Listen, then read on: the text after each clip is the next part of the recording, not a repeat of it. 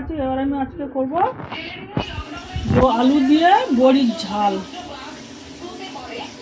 বন্ধুরা ভালো করে বড়িটা আমি একটু ভেজে নিচ্ছি।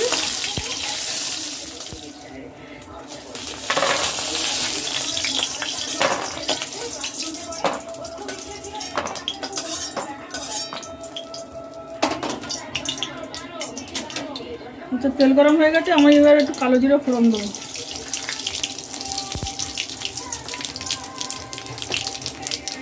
আলুগুলো ছেড়ে দেবো।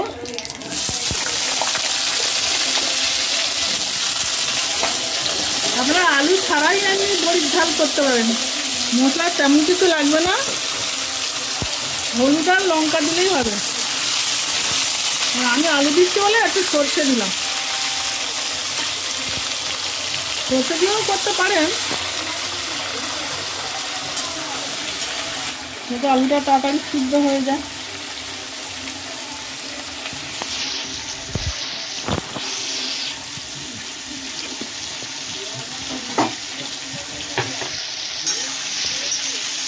দিয়ে দিলাম, দিয়ে আবার 5 মিনিট পরে আসছি।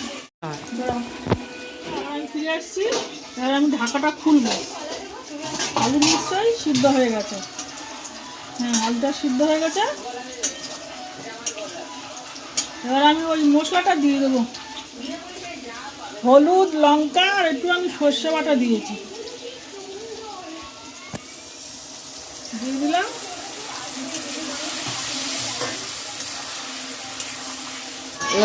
এবার আমি জল দিয়ে দেবো, কারণ এটা তেলটা ছেড়ে দিয়েছে মশলার থেকে।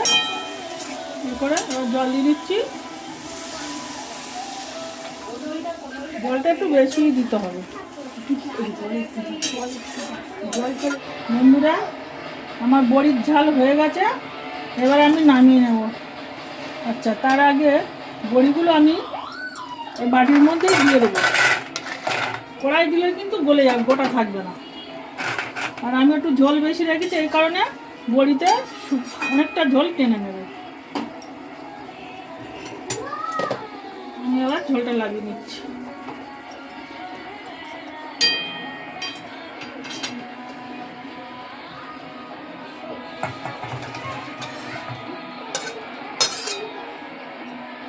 আমি আলু দিয়ে করেছি, আপনারা শুধুই করতে পারেন।